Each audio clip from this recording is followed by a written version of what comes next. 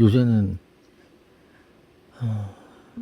AI를 좀 쓰다 보니까 너무 복잡한 느낌이 좀 드는 것 같아요.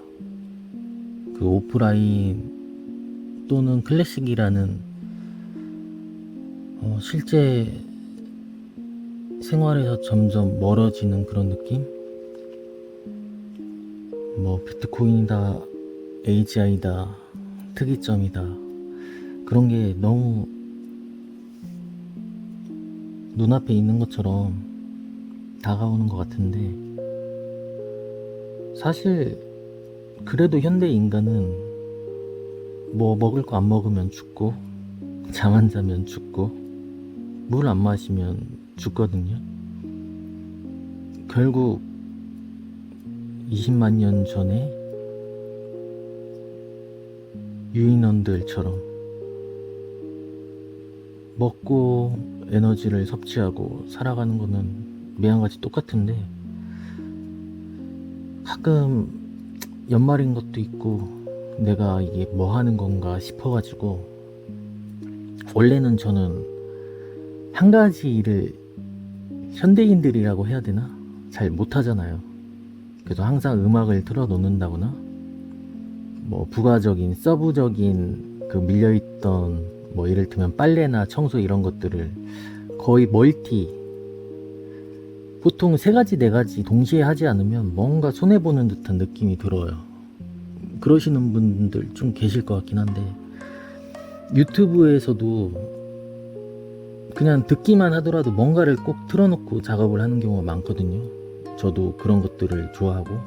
근데 돌이켜 봤을 때는 그 누군가가 이야기를 하고 소통했다는 기억이나 감정만 남아있지, 그래서 정말 중요한 게 뭔 내용이지? 라는 거는 잘 모르겠어요. 어떻게든 그래도 뭐 청력으로 고막에 들어와 뇌내 세포에 저장이 된 것 같긴 한데, 최면 걸어가지고 다시 막 찾아내면 컴퓨터 검색하는 것처럼 찾아낼 수도 있지 않을까? 뭐 이런 생각하면서 그냥 주구장창 들어왔는데, 이게 몇 년 쌓이다 보니까 그냥 그때그때 흐름? 사실 의미 있는 거는 없구나, 의미도 없구나. 요새의 모토는 그냥 지금 이 순간의 시점을 맞추는 거.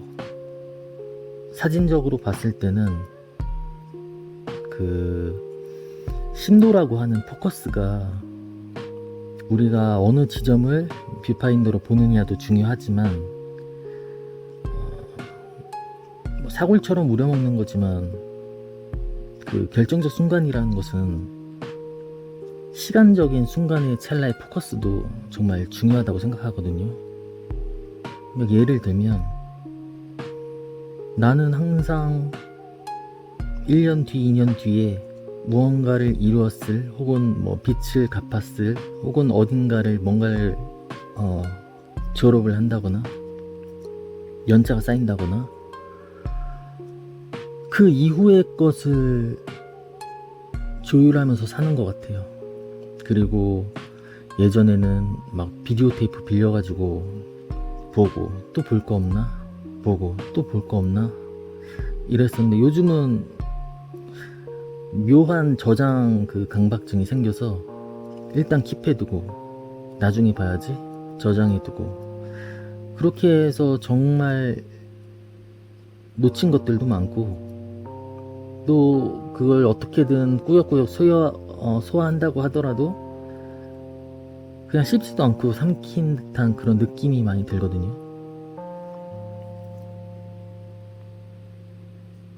근데 그렇게 하다 보면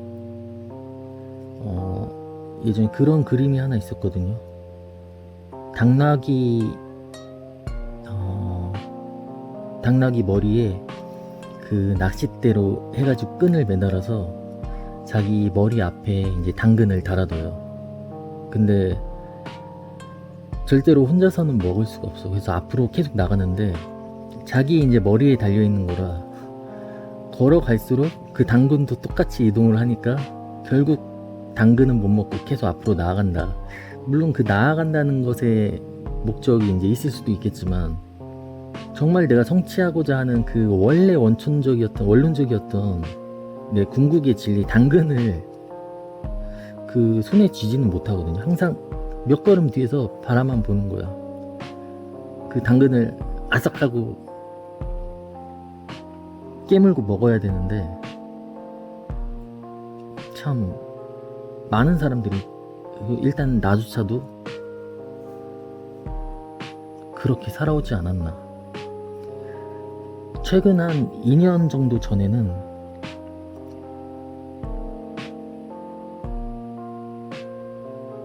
약간 뭐라고 해야 되나, 약간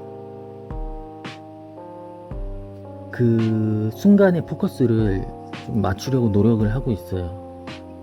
그런데도 살아가는데 너무 버겁고, 하다못해 운동은 뒷전이고, 올해 그래도 좀 많이 뛰기는 했는데, 좀 우스개로 얘기하자면 맨날 챙겨 먹는 그 영양제나 뭐 이런 약들 있잖아요. 그냥 뭐 오메가나 뭐 비타민 이런 거 많을 때는 한 6알, 7알 정도 되고, 적을 때는 한 3알, 4알 정도 되는데,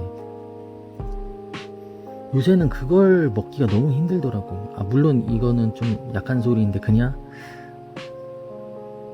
신체적으로 힘든 것도 힘든 거지만, 이걸 먹고 보면 또 바로 먹어야 되는 순간이 바로 오더라고요. 그럼 그 사이에 무슨 변화가 있었나? 이걸 안 먹었으면 어땠을까? 뭐 이런 잡다한 생각들. 지금부터 제 목표는 엔트로피를 조금이라도 억제시키는 것이 목표인데요. 그래서 사실 이 녹음된 거를 음악을 깔까 말까 생각을 하고 있는데, 어쨌든 현재 녹음을 할 때는 TV도 끄고 유튜브도 끄고 당연히 끄고, 저작권 때문에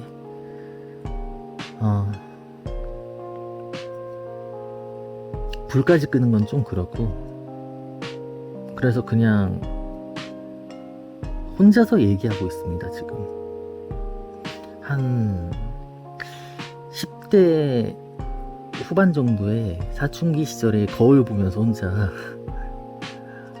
앞으로 목표에 대해서 너는 어떻게 될 거고 뭐 어떻게 해야 되고 이런 얘기를 한 적은 있었던 것 같은데, 지금 뭐 시기가 좀 필요할 것 같아서, 주제는 일단 그냥 사진에 대해서 제가 너무 모르는 것 같기도 하고, 안다고 생각한 것들도 아닌 것들도 많고, 지금 새로 정립하는 것도 뭐 잘못되었을 수도 있고 틀렸을 수도 있는데, 1년간 쌓아온 거를 좀 생성형 AI로 좀 정리를 해봤는데, 그 글들을 그냥 주르륵 보면서 그냥 공부라고 하기에는 조금 다짐이라고 하기도 좀 그렇고, 그냥 한번 읊어보는 그런 사색, 고찰까지는 모르겠지만 사색의 시간을 가져보도록 하겠습니다. 1장 사진 이전, 빛을 붙잡으려는 집요함. 고대 1820년대 초. 사진은 어느 날 갑자기 튀어나온 발명품이 아니라 두 가지 집착이 오래 겹쳐져서 생긴 결과였어. 첫째, 빛이 만들어내는 상을 안정적으로 맺히게 하려는 광학의 집착. 빛을 안정적으로 맺히게 하는 광학. 그래서 렌즈가 비싸겠죠.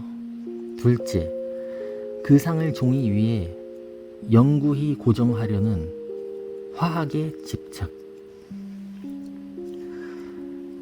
그래서 필름이 사진이라는 얘기도 있고, 저는 솔직히 손으로 만질 수 있는 게 사진이라는 생각이 들기는 해요.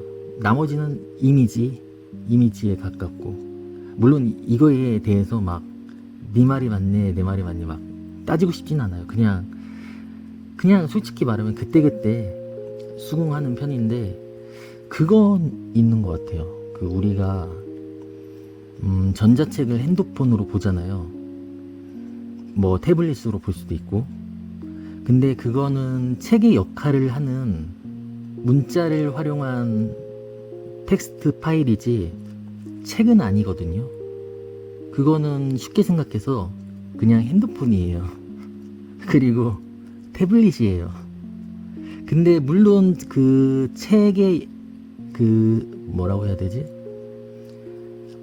편의성을 뛰어넘을 수도 있어요. 그러니까 책이 좀 더 불편하고, 우리가 뭐 핸드폰이나 이런 걸로 뭐 웹소설이나 소설이나 블로그 뭐 SNS 이런 거 더 편리하겠죠. 근데 당연히 편리한데 원론적인 책은 아니라는 거죠. 그거는 핸드폰이죠. 그리고 태블릿이죠. 핸드폰에서 음악을 들면 뭐 옛날 오디오라고 보기는 어렵지 않을까요? 물론 오디오의 역할을 하는 핸드폰이고, 정말 오디오로 만들어진 거에서 재생을 한다는 또 모르겠지만, 오디오는 솔직히 좀 애매하긴 하다. 어쨌든 그래서 사진의 역할을 하는 디지털 이미지는 맞는데, 물론 사진으로부터 파생된 것도 맞는데 원론적인 사진은 아니지 않나 라는 생각이 듭니다. 그러니까 옛날 사과가 있고, 요새 사과향, 뭐 착상, 탁향, 뭐 향 내는 거 있잖아요. 사과향. 근데 맛은 똑같은. 그리고 이거는 제가 정확하진 않은데 과학 채널 같은 데서 보니까 어쨌든 현대의 사과는, 온전한 사과는 존재하지 않는다고 하더라고요. 이미 뭐 품종 자체가. 옛날에 처음 나왔던 본연의 사과는 그렇게 따지면 인간도 마찬가지인가? 인간도 진화했을 수도 있죠. 물론 똑같다고는 하지만 똑같지 않은. 사랑니가 퇴화되고 뭐 여러가지 기타 등등등, 꼬리뼈가 없어지고. 근데 그 옛날 사과가 진짜 맛이 없었다고 하더라고요. 무맛? 약간 맹맛? 안 먹어봐서 물론 모르겠지만 그런 얘기를 들었어요. 그러니까 지금 사과는 사과인데 진짜 사과는 아닐 수도 있다. 이거는 좀 넌센스죠. 근데 그렇다고 해서 넌 사진이 아니니까 내가 진짜, 이런 것도 사실 요즘에는 의미가 없는 것 같아요. 왜냐면 결국에는 수고로움 싸움이고 시간 싸움이고, 거기에 소교된 뭐 에너지 싸움이기 때문에 엔트로피 싸움이라고 생각을 하거든요. 내가 열심히 했으니까 비싼 값을 받는 것도 이해가 되고, 그냥 편안하게 첨단 기술력으로 해서 이걸 하는 것도 이해가 되고, 유명해가지고 그러한 것을 같이 값어치를 매기는 것도 이해가 가고, 나 또한 그렇게 할 때도 있고 하고 싶기도 하고 그런 것 같아요. 어쨌든 인간의 욕망이나 그 과학의 집착, 화학의 집착으로 사진이 생겨났다고 합니다. 이 일장은 사진이 태어나기 직전까지 그 두 집착이 어떻게 서로를 찾아가며 손을 맞잡았는지의 이야기야. 광학의 씨앗. 상은 이미 오래전부터 거기에 있었다. 카메라 옵스큐라, 어두운 방 또는 어두운 상자는 사진기의 심장 같은 원리야. 심장? 요즘 심근경색이나 그런 거 관리 잘 하시길 바랍니다. 어쨌든 가장 중요한 하트, 사진기의 심장 같은 원리야. 작은 구멍이나 바늘구멍, 렌즈를 통해 빛이 들어오면 내부 벽의 바깥 풍경이 거꾸로 맺히는 그 현상. 이건 사진 이전의 사진이라고 불러도 될 만큼 결정적이었지. 11세기 초 이븐 알 하이삼, 서구에선 알하젠으로도 불림. 2. 시각과 빛에 대한 실험적 접근을 전개하면서 카메라 옵스큐라 같은 어두운 방 실험을 통해 빛이 눈으로 들어온다는 관점을 강하게 밀어붙였다고 전해져. 이때 이미 빛이 상을 만든다는 물리적 직관이 정교해진 거야. 물리적 직관이 정교해진 거야. 요즘에는 그 미러가 없잖아요. 근데 옛날에는 그 편의성이기도 한데 그 바디에 전부 미러가 있었잖아요. 그 반전을 시켜야 되니까 상이 맺힌 상을. 거기에서 미러로 반전을 안 시키면 더 복잡했겠죠. 그리고 이거는 썰인데, 제 개인적인 썰인데, 그냥 씨부리는구나 하고 들어주세요. 근데 이게 맞기는 할 거거든요.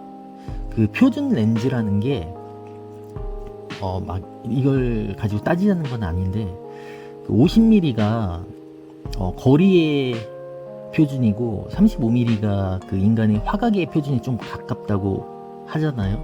뭐 정확하게 굳이 따지자면 뭐 43mm, 42mm 뭐 이렇게 찾긴 하는데, 어쨌든 근데 사실 그 50mm라는 표준이라는 게 그 주력 상품 있잖아요. 50mm 렌즈가 기준으로 공장에서 생성 라인을 이제 뽑아내기에 표준, 그 표준이었기 때문에 지금까지 내려왔다는 얘기가 있었는데 요즘에는 많이 언급이 안 되는 것 같더라고요. 근데 저는 거기에 꽤 많은 수긍을 하고 동의를 하는 편이거든요.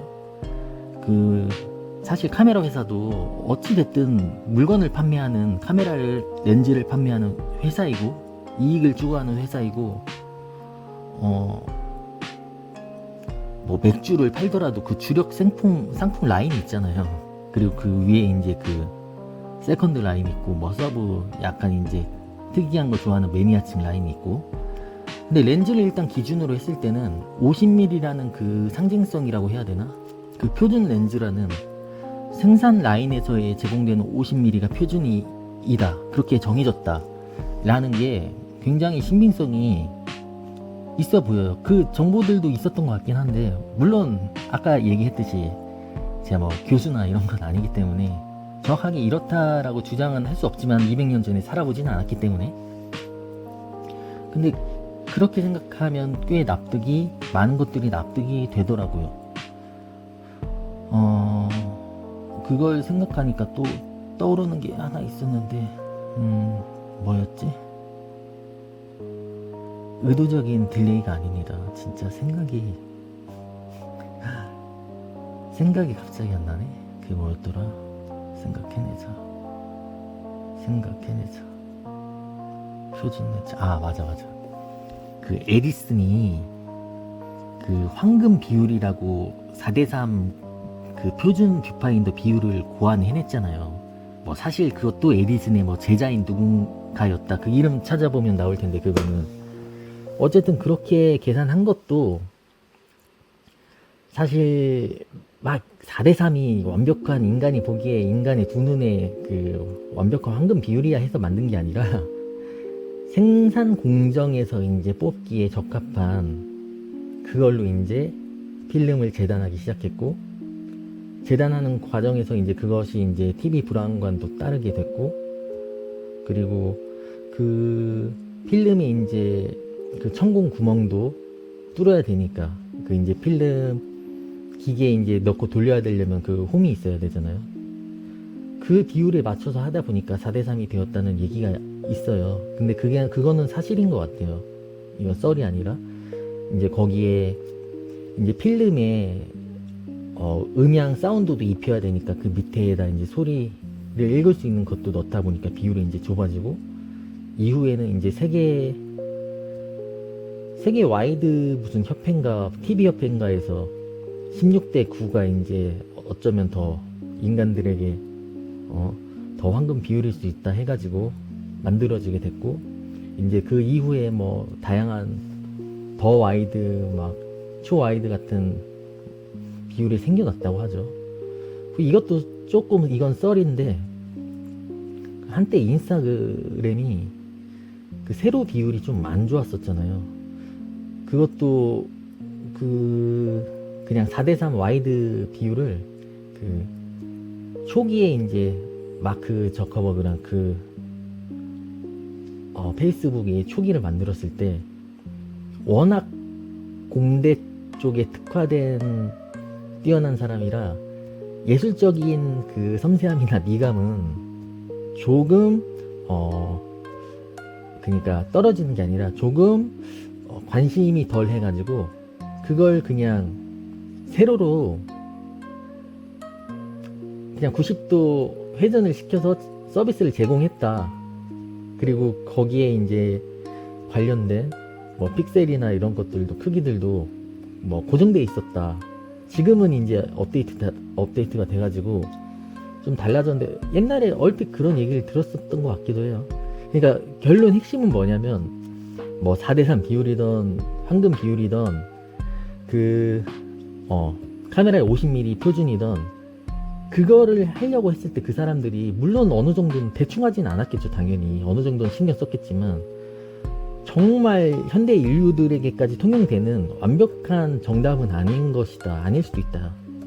단순히 그냥 공장에서 라인 빨리 뽑아내야 되고 많이 비싸게 파는 게 목적이잖아요. 사실은 물론 그 과정에서 더 좋은 사진, 좋은 화각의 사진을 이제 사용자들이 느끼게 된다면 더 많은 돈을 벌 수 있겠죠.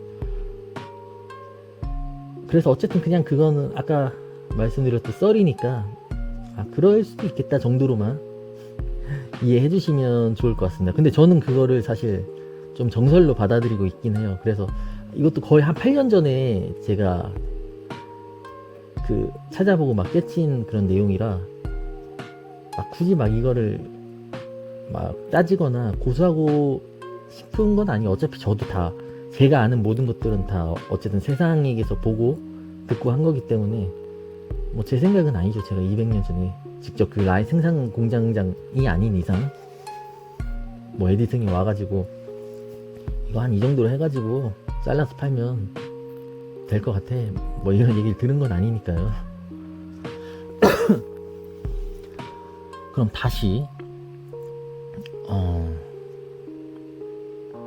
이후 카메라 옵스큐라는 천문 관측, 일식 관찰 등에도 쓰였고 무엇보다 예술가들의 드로잉 보조 장치로 점점 생활 속으로 들어와 상을 그리기 쉽게 만든 도구였지. 이것도 1년 전쯤에 제가 많이 도움이 됐었던 내용이거든요. 그러니까 사진은 빛이 받고 뭐 순간도 맞고 다큐멘터리도 맞는데 사실 처음에 생긴 의도는 그 범위보다는 미술을 그리기 위한 공간감이라는 얘기를 많이 쓰는데 저도 많이 헷갈려요. 공간감이라고 퉁치기보다는 입체감도 마찬가지고 입체감은 그 하위 개념인 것 같고 원근감이 일단 가장 적합한 단어이지 않나 싶기는 하거든요. 아닐 수도 있어요. 제 말은 무조건 아닐 수도 있어요. 어쨌든 원근감을 이제 표현하기 위해서 내가 완벽하게 이 그림을 그려야 되는데 그냥 연필로 이렇게 대고서 측정하기에는 아무래도 인간인데 완벽할 수 없잖아요. 그리고 카메라 쓰시는 분들은 다들 아시겠지만 그 몇 미리 왔다 갔다 앞으로 그 거리 차이에서도 엄청난 그 화면에 뒤에 그 원근감, 흔히 말하는 공간감이 바뀌게 되는데 그러니까 그걸 제대로 측정하기 위해서 사진으로 찍어 놓고 그걸 이제 토대로 완벽한 원근감을 표현하는 용도로 그게 첫 번째였다고 하더라고요. 근데 이거는 뭐 썰이 아니라 그냥 이론이자 기록이니까. 근데 여기에서 이제 조금 어려운 부분이 있거든요. 제가 정말 어렵다고 생각한 부분이 있는데 이제부터 조금 제 생각들을 넣어서 말씀드려 보도록 하겠습니다. 좀 중요한 건데, 사진은 아무리 못 찍어도 실체예요. 근데 그림은 아무리 잘 그려도 허구예요. 그 작가의 상상력에만 들어가거든요.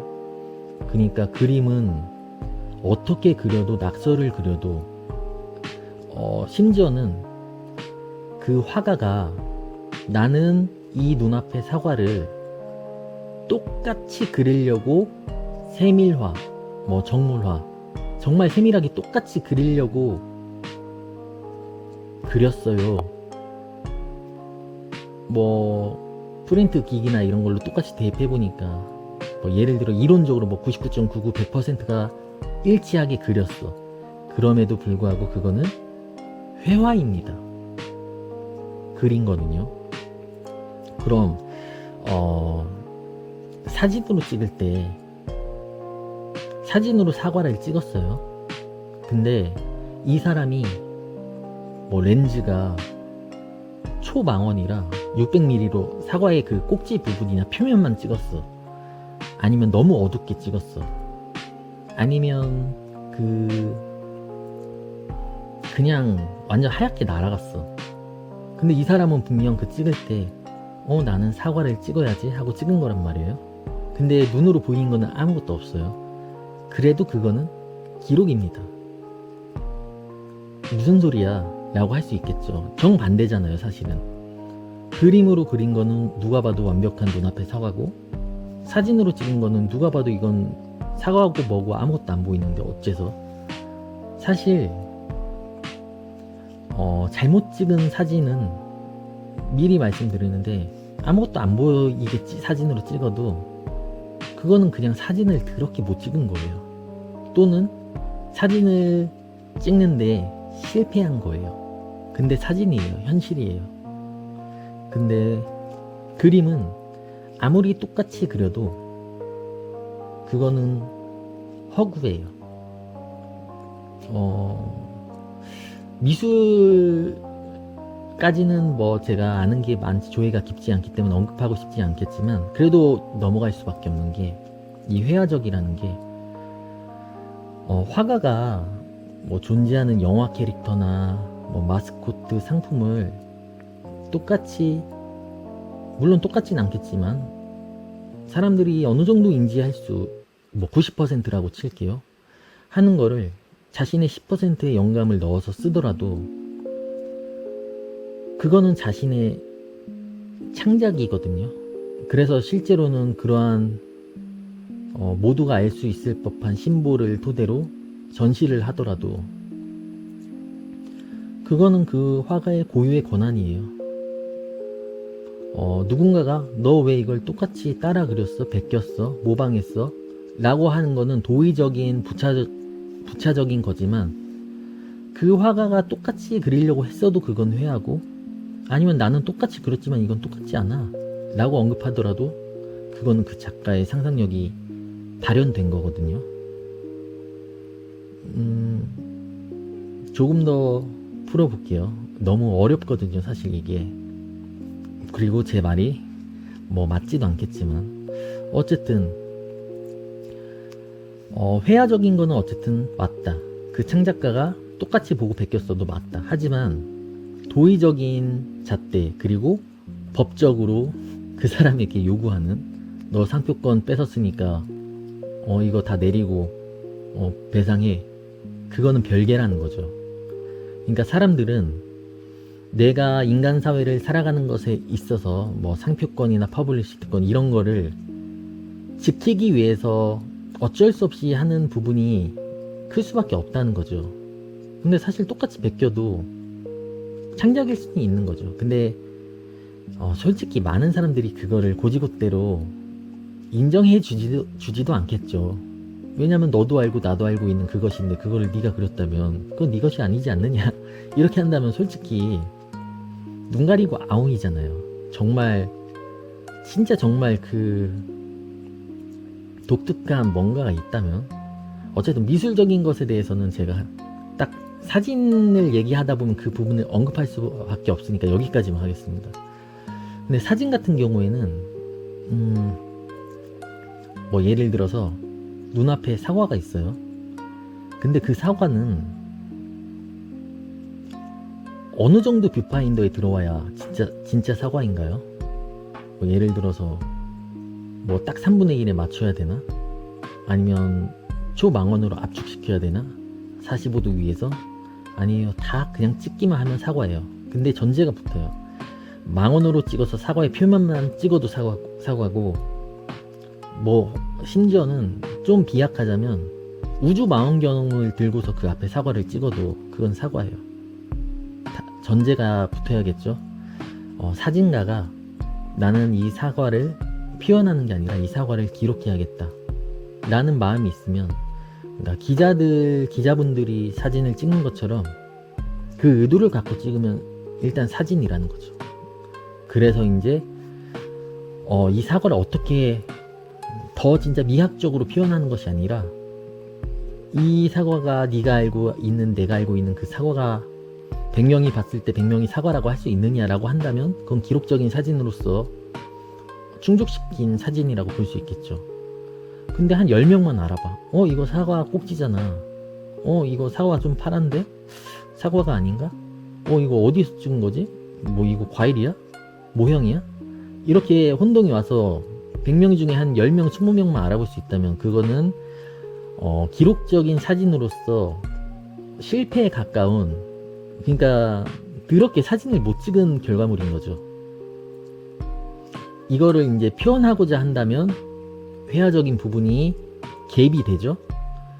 그거는 어떤 뜻이냐면, 아까 제가 말씀드렸듯이 그림을 그리는 사람이 붓이나 연필로 그림을 그리는 것처럼 내가 이걸 표현하고자 하는 순간 카메라가 붓이나 연필의 역할이 되는 거예요.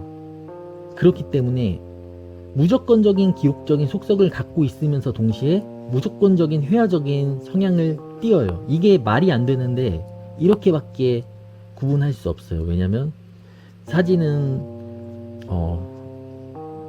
미술이 몇이었냐? 미술이 제3 미술이었죠. 제8 예술, 제3-2 시각 미술, 음악이 4번째였나? 어쨌든 사진은 어쨌든 8-2 미술에 파생되는, 뭐 모든 분야에 파생되지만 그 중에 가장 가까운 둘 다 시각 예술이기 때문에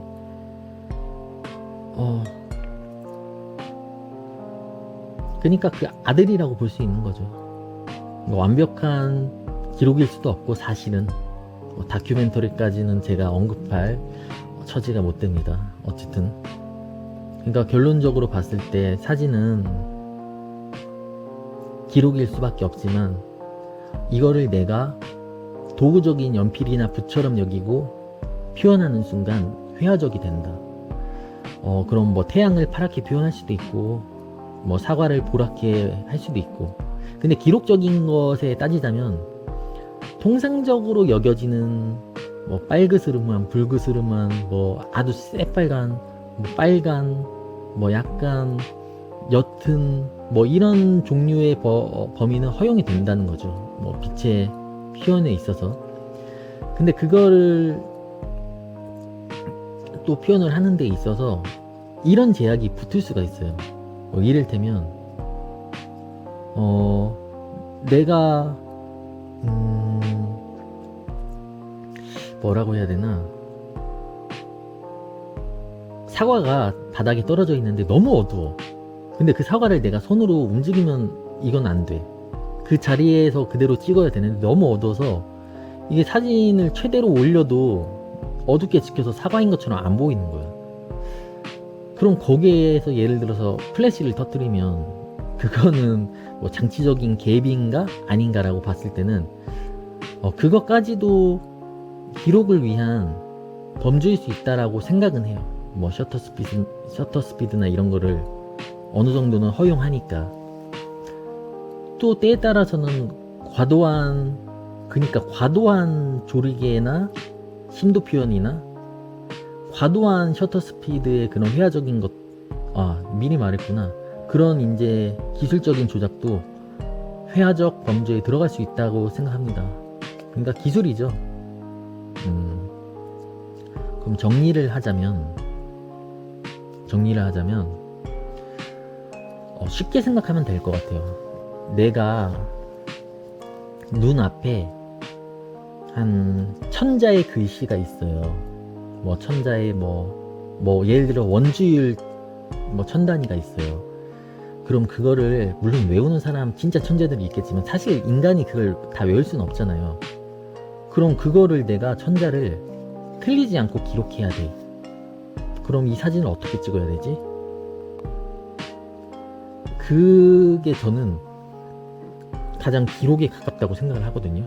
그러니까 너무 어둡게 찍히면 내가 그 글자를 읽을 수 없으니까 기록으로서 의미가 없고, 그걸 굳이 막 멋있게 막 왜곡되게 찍을 필요가 없잖아요.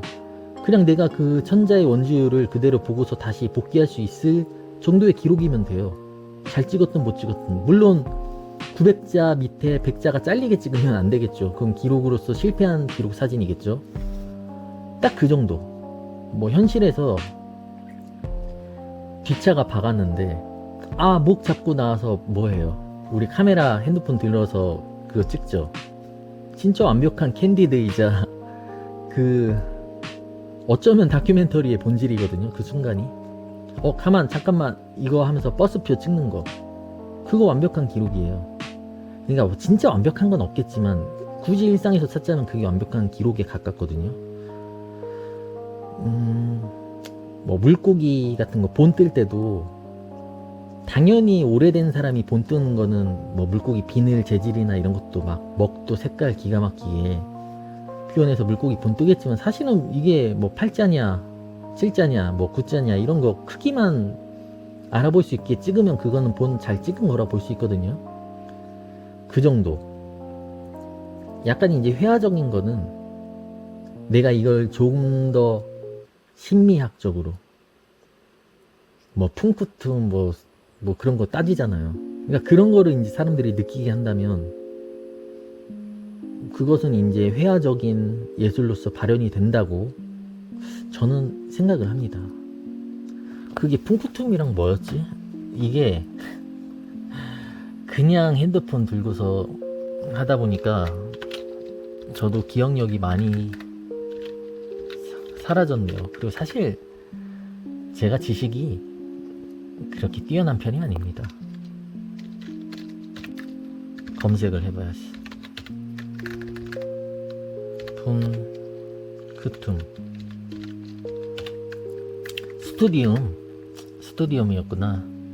이 내용을 제가 얘기하는 건 또 너무 제가 주제가 제 주제가 그 정도가 안 되기 때문에 스튜디움과 퉁쿠툼이라는 개념이 포함되면 단순한 기록 사진에서 예술 사진으로 가장 넘어가는 그 핵심 메시지 또는 재료이지 않나 라는 생각이 듭니다. 그러니까 다큐멘터리 사진도 어쩌면 단순 기록일 수 있는데 우리는 그것을 보고서 뭐 역사의 동질감을 느낀다거나 다른 문화의 뭐 경외감 나쁜 뜻 아니지? 어쨌든 그런 약간 어쨌든 그런 좋은 예술적인 감정들을 느끼게 한다면 경외감은 두려움이 섞인 경외감이 아니구나. 정정합니다. 그걸 보면서 정말 어쨌든 멋진 예술적인 영감이나 그런 뭐 영감, 자극, 어쨌든 그런 걸 느끼게 된다면 예술적 사진이지 않을까 라고 생각합니다. 여기에서 이제 조금 더 그 화각 분야에 대해서 제가 뭐 전문적인 거에 대해서 옛날에 뭐 정리해 놓은 것도 있긴 하지만 지금은 그 프리스타일로 그냥 하는 거기 때문에 한 가지만 더 해볼게요. 이것도 조금 언급이 지금까지 살면서 언급한 사람이 없기 때문에 저는 이제 언급이 많이 안 된 내용이라고 생각을 하거든요. 사진 같은 경우에는 그 프레임으로 촬영을 했을 때 그 프레임으로 잘려서 공간이 갇히는 습성이 있어요. 아이고 40분이나 됐네. 이거는 내가 어쨌든 내용을 조금 참고를 해야 되겠다.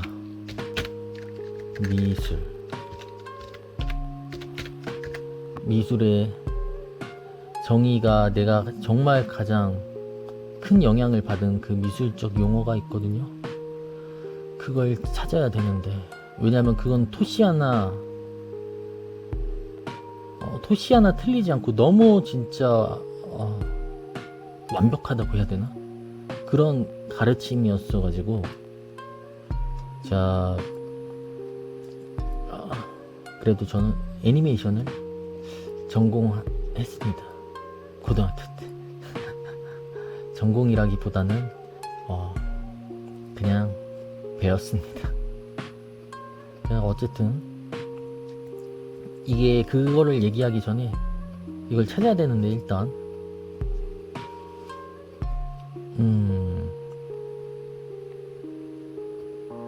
미술은 이러니까 요새 세상이 문제예요. 나 이 내용을 어딘가에 분명 저장해놓고 막 했었는데 결국 머릿속에서 막상 정말 필요할 때 얘기하려고 하니까 내 것이 아니니까 어쨌든 얘기를 못하고 있잖아요 지금.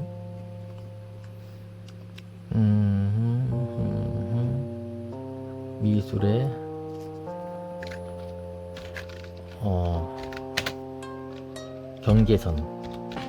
경계선이 정말 중요하거든요. 이게 사진이랑 가장 큰 차이점이 그게 있어요. 이거를 이번에는 꼭 얘기해야 될 것 같은데, 근데 막상 이거 미술 하시는 분들은 너무 당연하게 아는 내용일 수도 있겠다. 근데 나는 그 미술 관련 유튜브나 뭐 여러 가지 어쨌든 지금까지 살면서 단 한 번도 이거에 대해서 얘기를 한 적이 없었거든요. 내가 이래서 학교를 다녀야 되나? 그러게. 왜 안 나와? 회화로 쳐보자. 회화. 이게 제가 깨우치는데, 혼자서 깨우치는데 거의 한 6년 걸렸어요. 왜냐면 이 뜻을 이해를 못했거든요. 나왔다. 이거를 잠깐만요. 이건 진짜 어떻게 보면 내 예술관의 배움에 있어서 영순이다. 영순이. 내가 모든 거를 만드는 것에 있어서 영순이. 구글 번역기.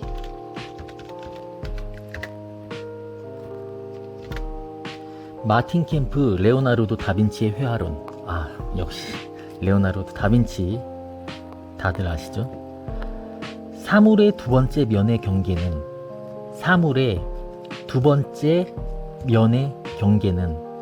첫 번째 면의 것과 같을 수 없다.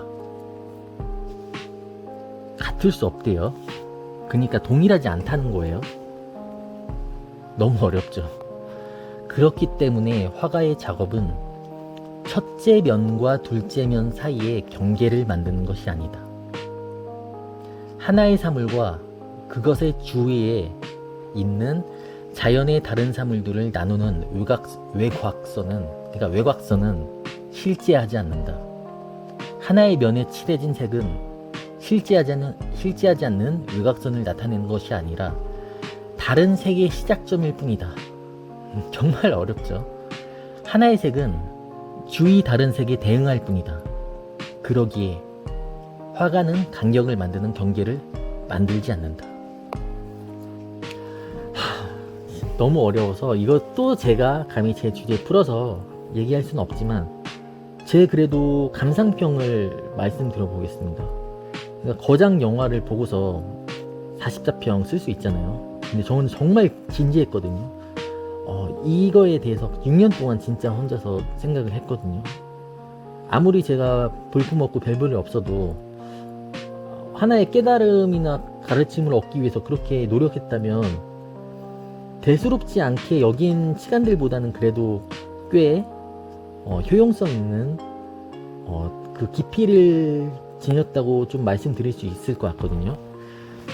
그러니까 쉽게 표현을 하면은 사진으로 찍은 트리밍 크롭의 그 프레임은 경계가 있어요.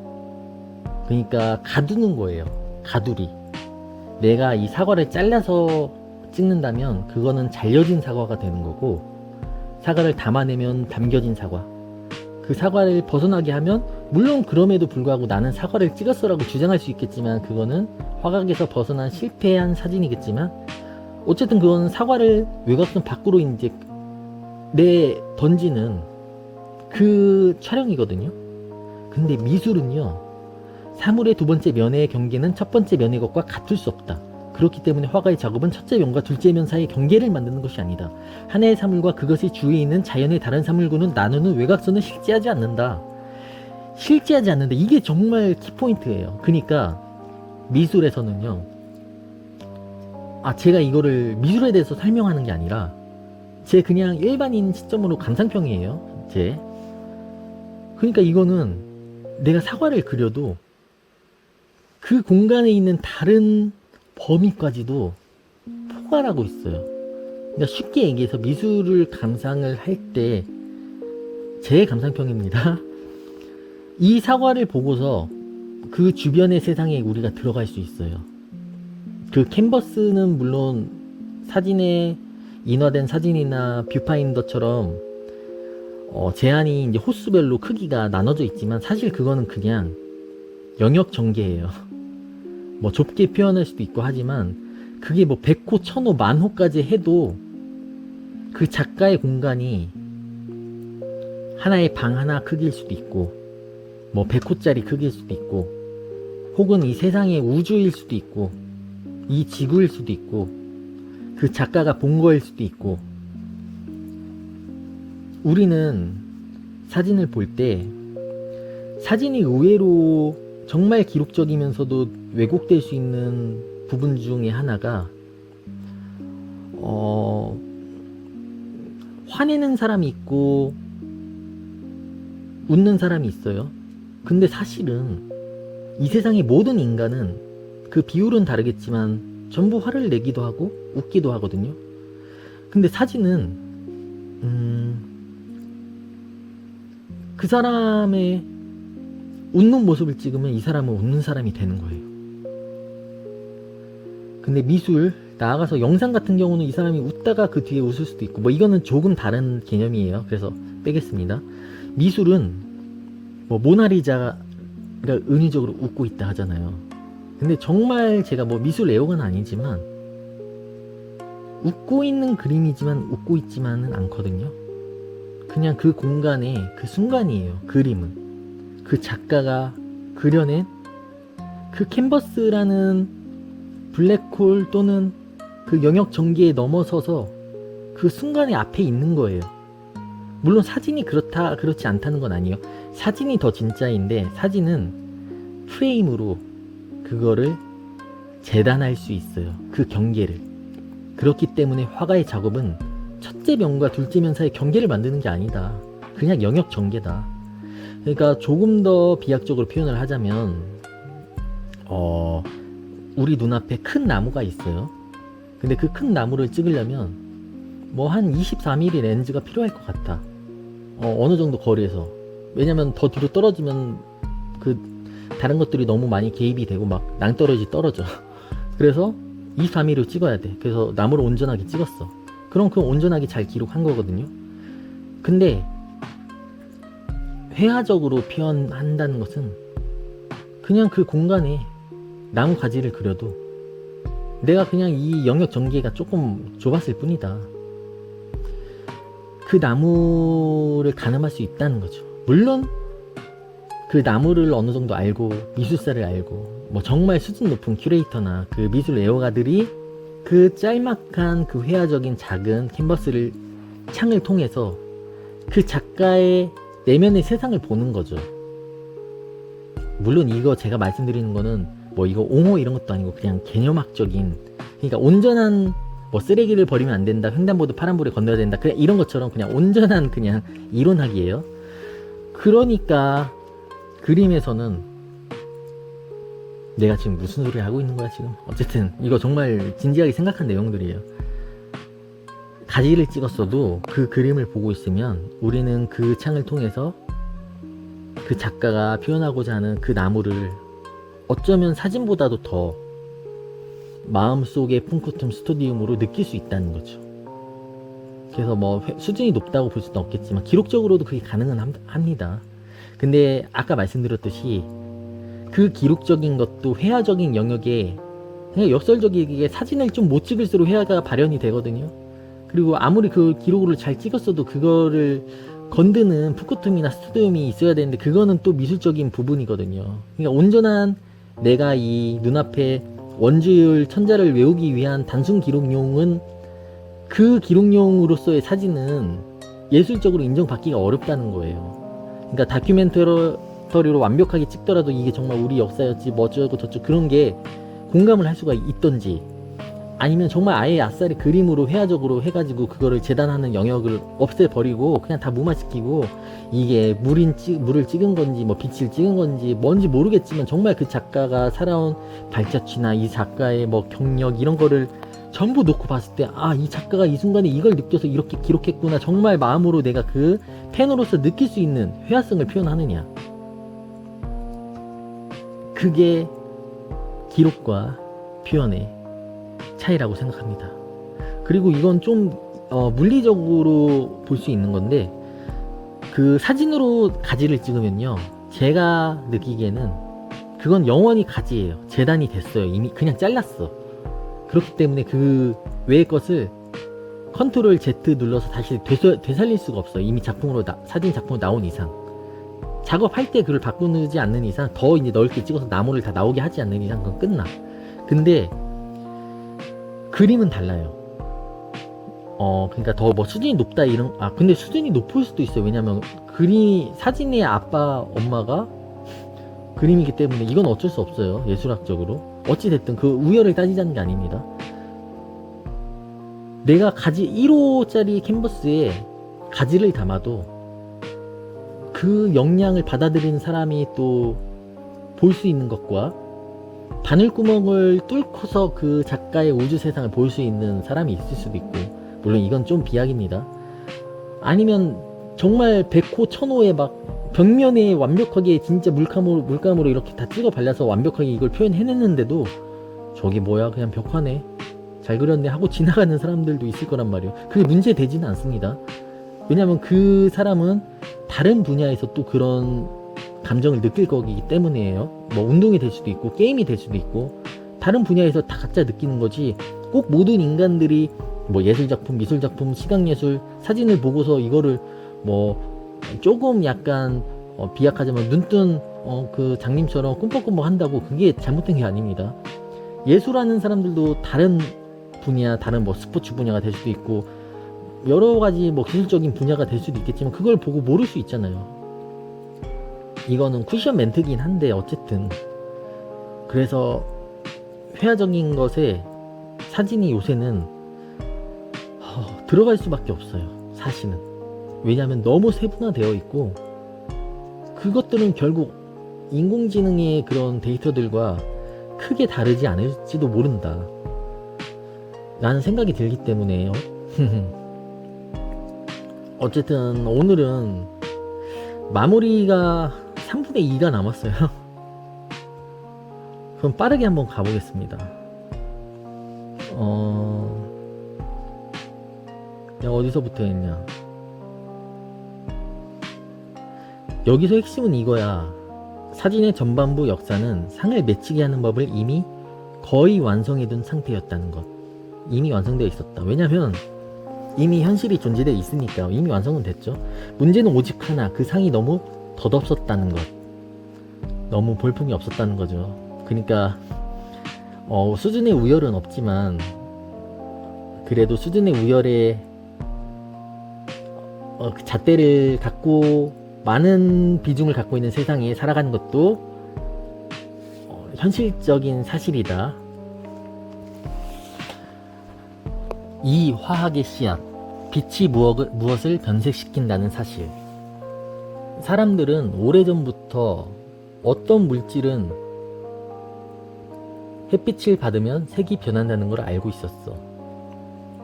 제가 잠깐 썰인데 조금씩 제가 말을 많이 하니까 공기를 먹어서 허트름이 나올 수 있거든요. 근데 제가 저녁도 안 먹고 지금 영양제 먹어가지고 속에 위액이 좀 있어요. 양해 말씀 정중히 정말 부탁드리겠습니다. 단 한 분이라도. 혹은 미래의 나야. 나 지금 그런 상태였다. 근데 그게 단순한 우연이나 열 때문인지 빛 그 자체의 작용인지가 분명하지 않았지. 이 질문을 칼로 자르듯 해결한 인물이 요한 하인리 슐체야. 1920년대 슐체는 은염, 특히 은질산염 혼합물이 햇빛을 받으면 어두워지는 현상을 실험으로 확인했고 열이 아니라 빛 때문에 변색된다는 걸 보여줬어. 이게 돋보기로 해가지고 막 뜨겁게 태우는 게 아니라 빛 때문에요. 빛. 그러니까 우리가 눈에 보이지 않는 막 뭐 가시광선에서부터 막 그거 해가지고 파란빛, 보라빛 그 있잖아요. 뭐 자외선, 적외선. 심지어 병에 혼합물을 넣고 글자 모양을 스텐실을 붙여 햇빛에 노출시키면 그 글자 형태가 어둡게 나타나는 데모까지 했다고 알려져요. 데모? 데모 테이프 할 때 그 데모. 단 고정이 안 돼서 흔들거나 시간이 지나면 사라졌지. 덧없어. 이 장면이 정말 중요해. 사진의 본질을 한 줄로 요약하면 빛이 남긴 흔적인데 슐체는 그 흔적이 우연이 아니라 재현 가능한 현상임을 증명했어. 사진은 여기서부터 가능한 기술이 돼. 저는 요새 나오는 사진기나 요새 완벽하게 찍는 사진도 진짜 기술적 그 극치를 벽을 뛰어넘은 예술이라고 생각해요. 저는. 3. 가장 아쉬운 천재적 실패. 위즈우드와 데이비 고정을 못했다. 다음 고비는 상을 만들 수는 있는데 지켜낼 수가 없다였어. 1800년 전후 토머스 웨지우드는 은질산염을 바른 종이에 잎사귀 같은 물질을 올려 햇빛에 노출하면 잎의 실루엣이 또렷하게 남는다는 걸 확인했어. 오늘날 말로 하면 포토그램이 원형이야. 너무 정감 가네요. 포토그램. 이 내용은 험프리 데이비가 1802년 왕립연구기관 저널에 정리해 발표했다는 기록이 있어. 팩트라는 거죠. 하지만 결정적으로 고정을 못했어. 이래서 카메라가 필요합니다. 예전에 그 어떤 일본인 그 사진가가 그 일본 캐논에서 주최하는 그 뭐 신세기 사진 공모전이라는 곳이 있었거든요. 근데 그 사람이 과일 뭐 망고나 사과 같은 거 막 파내가지고 거기에 이제 필름 어둡게 해서 잘 넣어가지고 과일에 이제 구멍 뚫어놓고 사진 결과물을 낸 사람이 이제 수상을 받거든요. 역시 대단하다 느꼈습니다. 다음 고비는 상을 만들 수는 있는데 지켜낼 수가 없다였어. 상을 만들 수는 있는데 지켜낼 수가 없다.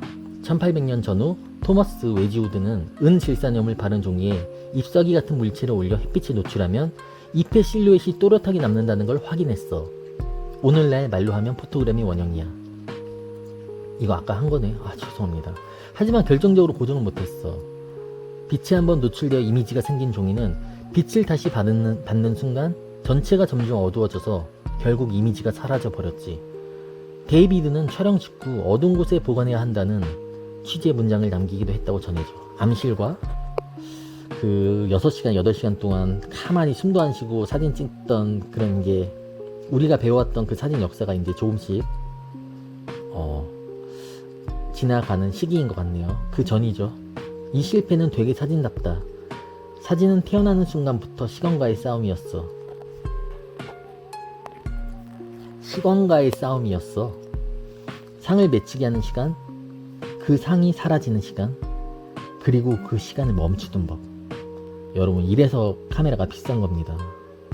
4. 예술의 욕망이 과학을 끌고 갔다. 다게르의 덧없는 상 집착.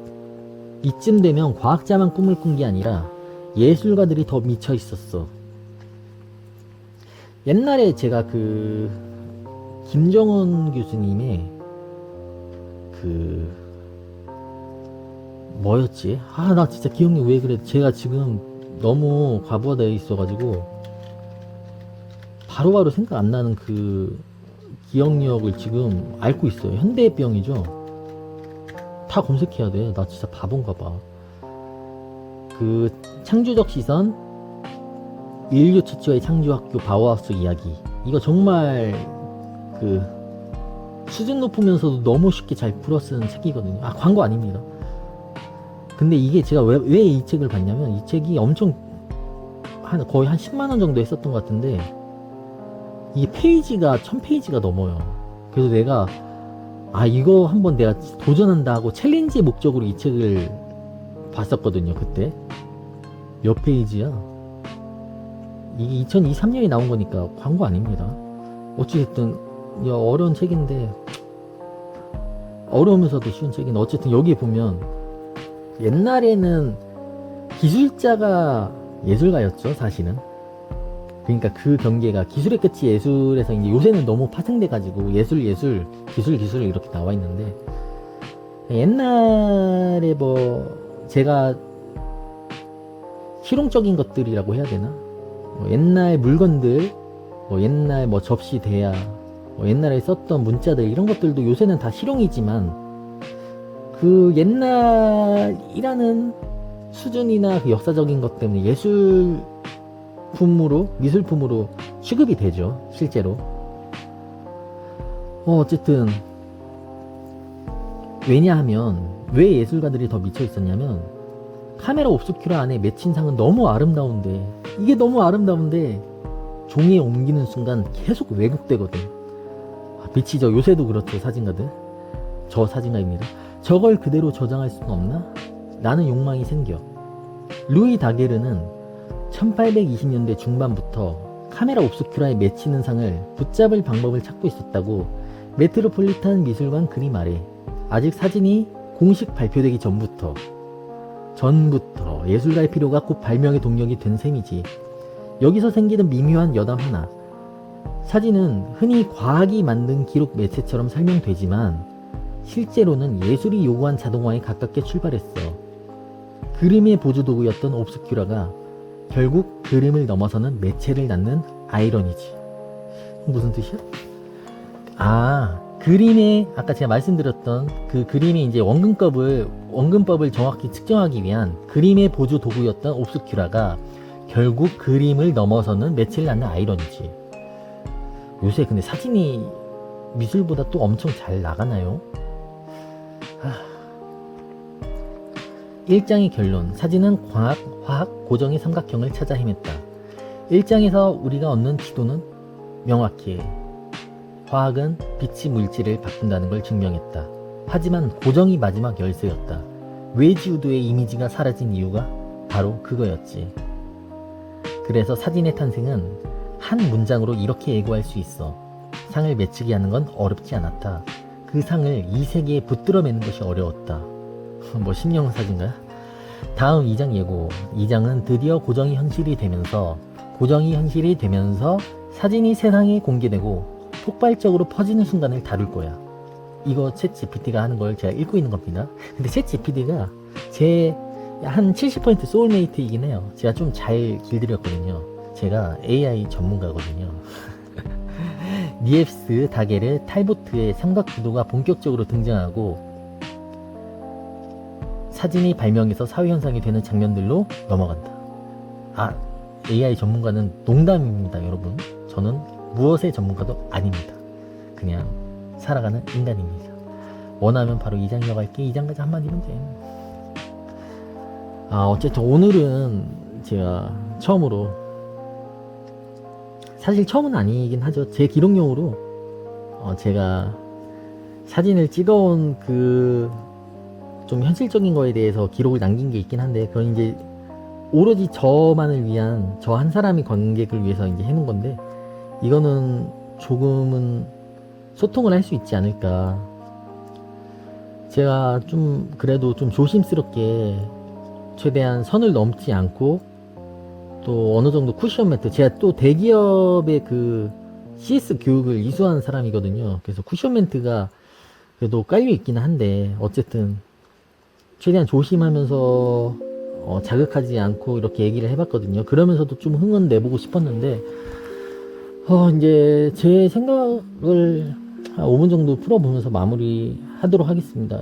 이 시리즈는 일단은 12부작으로 기획되어 있어요. 그래서 제가 시간이 될 때마다 한 1시간 정도씩 이렇게 기록용으로 남길 생각입니다.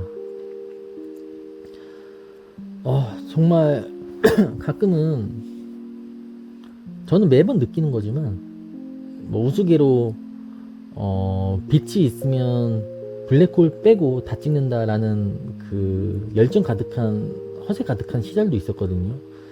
한 2, 3년 차 때부터 4, 5년 이제 까마득한데 그때가 가장 강했었던 것 같아요. 근데 지금은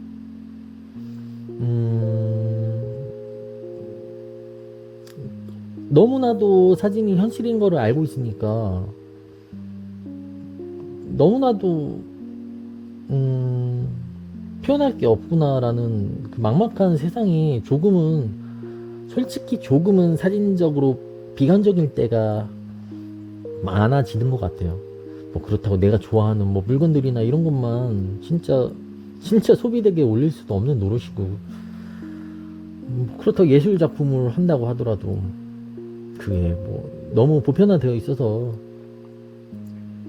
사실 자기 만족으로 하는 거거든요. 그러니까 조금 유쾌하게 풀어내자면 어차피 막 몇천억 되는 예술 작품 못 살 거 내 기호에 맞는 거 내가 만들어서 셀프 메이드로 그냥 내가 만들어서 내가 만족하고 내가 그 과정 겪고 내가 그 결과물을 만들어서 내가 그걸 한번 진짜 그 순간을 느끼자.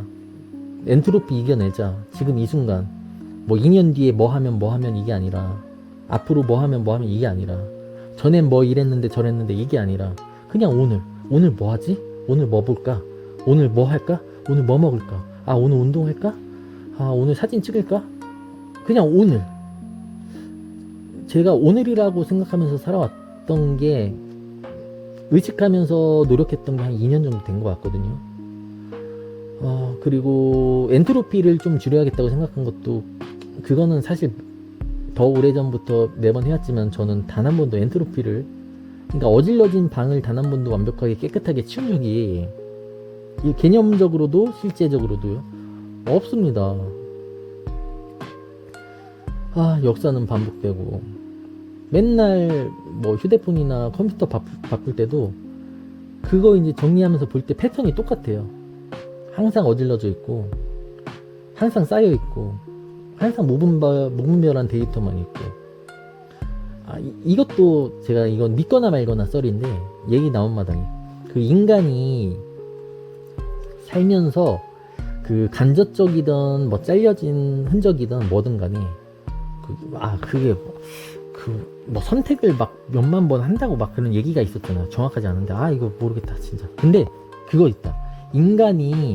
온전한 인간이, 현대 인간이 살면서 뭐 재단됐던 그렇지 않던 광고든 뭐든 간에 단 하나의 프레임의 이미지로 변환했을 때 약 3억 장의 그 이미지를 받아들인다고 하더라고요. 카더라거든요. 이거 그냥 카더라니까 그냥 무시하셔도 돼요. 근데 그런 걸 따졌을 때 물론 사람마다 더 많은 사람은 뭐 4억 장, 5억 장이 될 수도 있고, 더 적은 사람은 뭐 1억 5천 장, 뭐 2억 장이 될 수도 있고, 그 미만일 수도 있겠죠.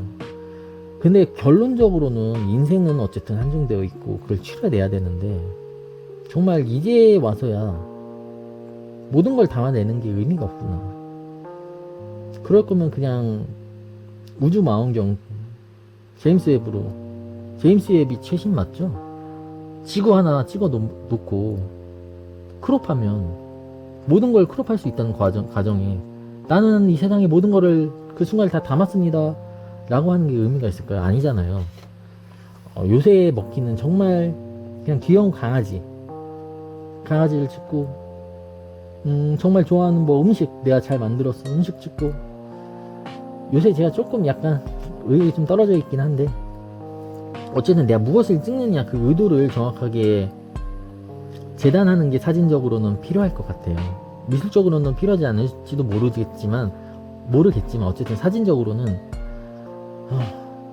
정확한 화각과 정확한 거리, 위치, 순간에 맞춰서 정확한 시간적 포커스, 그리고 내가 보고자 하는 것도 가능하면 대충 이렇게 뭐 원주열 현자 찍는 것처럼 기록적인 게 아니라 더 보기 좋게 얼짱 각도로 다양한 화각으로 시도해보고 찍고, 더 내가 좋아하는 색깔 여러 가지 조합해보고, 사람들도 좋다고 하고 인정도 받고, 걸어두고 또 보는데 또 느낌 좋고, 그 느종 그거 하면 괜히 욕 같아가지고, 히읗 느낌 좋은 그런 사진을 한 장 한 장 그냥 하루에 한 장이라도 찍는 게 좋은 것 같거든요. 저는 이건 진짜 이것이야말로 마지막 썰인데, 제가 상업은 아니고 사진관에서 일을 할 때 1640 며칠 동안 단 하루도 빠짐없이 하루 8시간 정도 사진을 찍은 적이 있거든요. 물론 거기에는 업무 시간도 포함되고, 쉬는 날에는 당연히 뭐 숨도 안 쉬고 사진만 찍는 건 아니지만 내가 사진을 찍어야겠다라는 그 발동 모드 있잖아요. 근데 그게 좀 지나가서 이제 허리 나가고 뭐 하고 하느라고 그 이후부터는 그게 이제 끊겼는데, 저한테는 어떻게 보면 정말 큰 의미 아까 말씀드렸던 뭐 그냥 3억 장의 단순한 데이터일 수도, 인공지능처럼 의미 없는 거일 수도 있긴 한데, 어쨌든 저한테는 기억이 남는 그런 수련이었고요. 많이 힘들기도 했었고 그런 순간들이 있었던 것 같아요. 근데 저는 아직까지 사진적으로 뭔가를 제대로 찍은 게 아직까지도 하나도 없고, 죽기 전에도 한 장도 없을 것 같기도 하고, 그냥 그래요. 그리고 이것도 썰이긴 하지만 지금까지 이 얘기를 들어주신 분들이 혹시 계시다면, 그래도 궁금하실까봐 말씀드리자면, 저는 다른 부분에는 그래도 꽤 재능이나 이런 게 있었을 거예요. 누구나가 다 각자의 재능이 있잖아요. 근데 저는 막 게임 같은 거 좋아하기도 하고 잘하기도 했고, 항상 동네에서 막 1등하고 막 오락실을 살고 막 이랬었거든요. 근데 사진 같은 경우에는 정말 스스로가 생각해도 너무 완전 똥손이었거든요. 한 하위 98%? 그래서 저는 사진에 그렇게 재능이 있다거나 막 이걸 업적으로 엄청나게 진짜 잘 찍는 그 예술적인 거는, 그런 천성적인 재능은 없어요. 그래서 후천적인 그 노력이 뭐 이렇게 한마디 말하는 걸로 뭐 다 전달이 되진 않겠지만, 그래도 정말 꽤 많은 노력이 있었던 사람으로서, 단순히 취미로 사진을 현재 찍고 있지만 이와 같은 얘기들을 해보고, 그 정말 중요한 거는 이 얘기를 지금 얘기하는 순간 제가 듣고 제가 생각을 하고 제가 한 번 더 정립을 하거든요. 나를 위해서, 나야 정립하고 엔트로피에서 꼭 이겨내자. 그리고 언젠가 한 번 정도는 이 내용을 내가 다시 들을 거니까 그걸 또 듣게 될 나야. 그래, 그걸 또 듣게 될 나야. 지금 내가 이렇게 너한테 이 내용을 남긴다. 앞으로 11장 남았는데 모르겠다. 2장 한번 볼까? 제2장 탄생, 세상이 처음으로 연구한 장면을 얻다. 그렇군요. 그럼 오늘은 이만 마치도록 하겠습니다. 하루에 한 장씩 내가 좋아하는 사진 다들 찍으실 수 있었으면 좋겠습니다. 그러면 1년이 지나면 일단 최소 365장의 그날의 베스트 컷으로 무언가를 구성해 볼 수 있지 않을까요?